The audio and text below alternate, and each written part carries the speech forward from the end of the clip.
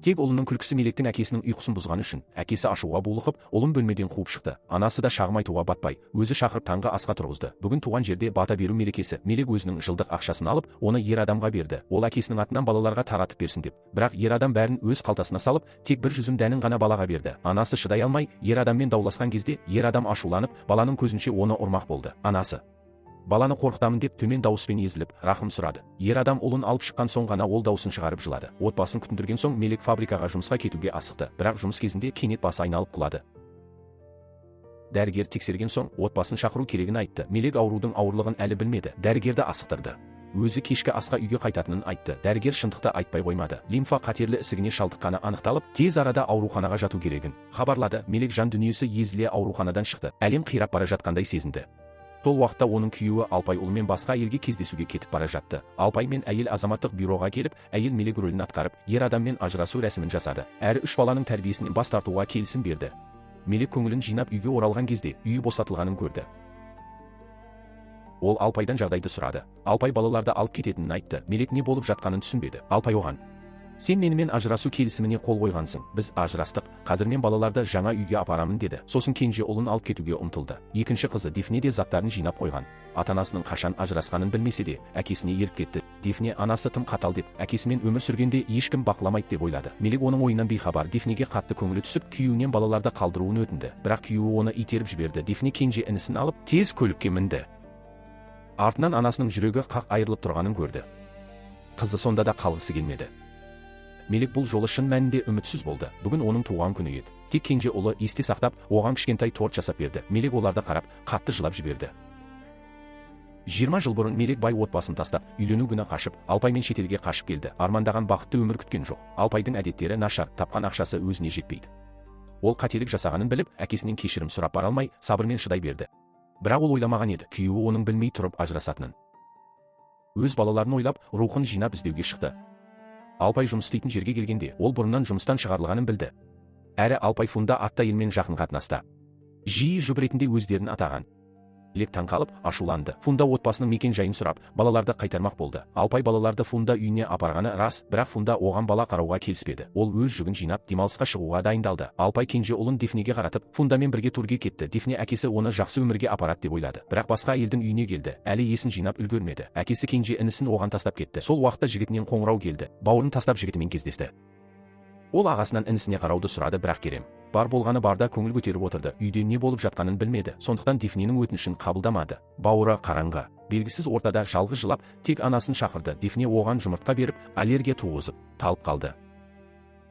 Шетелде тұрған қызы алғаш рет туған үйіне келгенде әкесінен бас тартылды. Мелек шетелге қашып, отбасының намысын түсіргендіктен күйеуі балалармен кеткеннен кейін Мелек үмітін үзбеді. Басқа адамдар берген мекен жай бойынша Фунда үйін тауып, ұлын алып шықты. Дифненің достарынан оның әлеуметтік өмірдегі жігітімен демалысқа шығатынын білді. Дифнені тауып, оны үйге ертіп қайтарды. Өйткені Дифне әлі 18 жасқа толмаған, жігіті осы жауапкершілікке баратын батылы жоқ. Ол Дифнені топтан шығарды. Дифне ашуланып, анасымен бірге кетті. Бір қиындық бітпей, екіншісі басталды. Мелек үлкен ұлының кешкісін барда төбелесіп, ауруханаға түскенін білді. Полиция мен қарсы жақтың ата-анасы оны іздеп жүр. Сондықтан Мелек 3 баласын алып, туған жерге қайтуға шешім қабылдады. Соңғы рет 20 жыл тұрған жеріне қарап, Мелек сенімді түрде жолға шықты. Ол өз уақыты шектеулі екенін, балаларға алдын ала қамқор болуды қалаған. Үйдің қасына келгенде, бала кезінің заттары қоқысқа тасталғанын көрді. Ол кеткеннен кейін, оның бөлмесі сол күйі бос тұрды. Апайы ешкімге бөлмедегі заттарды қозғалтқызбады. Бірақ көп жылдан бері бала көтермей жүрген үлкен жеңгесі кенеттен 2 қабат болды. Ол әлдеқашан Мелек тұратын үлкен бөлмені көздеп жүрген. Сол себепті осы мүмкіндікті пайдаланып, сол бөлмеге кіріп тұруға өтініш айтты. Мелек әкесінің ең жақын досының үйіне ұзатылуы керек болған. Оның қашып кетуі әкесінде көп жылғы досында жерге қаратты. Содан бері екі жақтың достығы үзіліп қалды. Сондықтан әкесі Мелекке әлі күнге дейін кешіріммен қарай алмайды. Осылайша ол үлкен жеңгесінің талабын бірден қабылдады. Қуанып асығып кеткен жеңге сол күні ақ Мелекке тиесілі барлық заттарды сыртқа лақтырып тастады. Мелек үйге оралған түні үйде жеңгенің жүкті болуын атап өтетін дастархан жайылып жатқан еді. Әкесінің көп жылдық досы да осы мүмкіндікті пайдаланып, Мелек отбасы өздеріне әкелген ренішті кешірді. Екі отбасы жайма-шуақ отырып ас ішіп жатқанда Мелек 3 баласын ертіп есікте пайда болды. Мелектің әкесінің жақын достары мұны әдейі өзін қорлау деп ойлап, тағы да Мелектің әкесімен дауласып қалды. Мелектің әкесі сағынышын зорға тежеп, Мелек пен балаларды үйге кіргізбей қойды. Апайы ара ағайын болмақ болып еді. Мелектің әкесі қасарысып ештеңе тыңдамады. Жағдайдан бейхабар Керем айқайға басып, тіпті есікті теуіп жібермек болды. Мелек оны әрең тыныштандырып, 3 баласымен даладағы шөптің үстінде түнеді. Кезінде тастап кеткен күйеу жігіт Халил Сол күйі үйленбей қалған, өйткені Мелик кеткен күні оның жүрегі өшкендей болды. Мелик қайта көрінгенде сол кездегі жарасын тағы да есіне салып, оны қалай қарсы алуды білмей қалды. Келесі күні паркте Мелик тұрғанын көрген Халил ұзақ ойланып та жақындауға бата алмай, бұл хабарды Мелик құрбысы Башаққа ғана жеткізді. Құрбысы Мелик іздеп жүргенде Митхат телефон шалып, Мелик қайда екенін сұрады. Ол Мелик бір паркте жүргенін айтты. Митхат бірінші болып Мелик тапты. Мелик бауырын көріп қатты қуанды. Бірақ Митхат әпкесіне шапалақпен салып жіберіп, жерге құлатты. Анасын біреу соққыға жыққанын көрген Керем қолындағы жеміс пышағын қалай болса солай сермеп қалып, пышақ Митхаттың бел тұсына кіріп кетті. Сол уақытта Керем ұрған адам жақындарының бірі Алпайды тауып алып, еш түсінік тыңдамай соққыға жығып, Керемді тапсыруды және емдеу шығындарын өтеуді талап етті.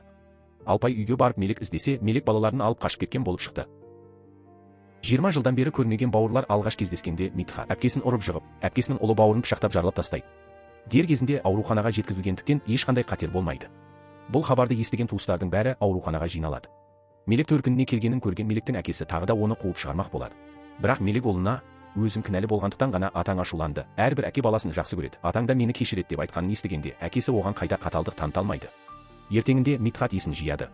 Төсегіне келген полицейлер жағдайды сұрағанда, есік сыртында тұрған Меликті көрген Митхат жараланудың шын себебін айтпай, өзім құлап қалдым деп жауап береді.